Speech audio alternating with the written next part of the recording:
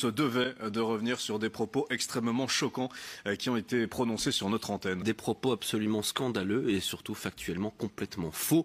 Tout d'abord, au nom de la rédaction, nous vous présentons nos excuses à toutes celles et tous ceux qui ont pu être choqués d'avoir entendu ces mots sur notre antenne. Que les choses soient claires, ces mots de ce chroniqueur que vous ne reverrez plus sur LN24 sont à l'opposé du travail que réalisent chaque jour nos journalistes pour vous apporter une information factuelle et vérifiée. Ce chroniqueur a déclaré notamment que les camions d'aide n'ont jamais cessé d'entrer à Gaza. J'ai entendu tellement d'inexactitudes qui sont prises pour des certitudes avérées. C'est-à-dire, Jean-Marc dit il faut que l'aide humanitaire arrive.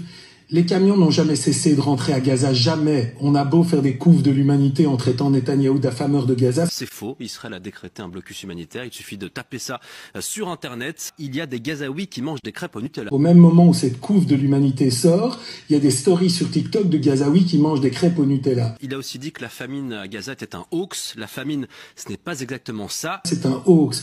La famine, si vous voulez, c'est pas exactement ça, à mon sens. il y a quand même des milliers, Attendez, de Saskia. camions qui attendent devant Gaza avec de l'aide non. humanitaire. Il y a 20 millions de repas qui ont été distribués par la Gaza Humanitarian Combien de morts?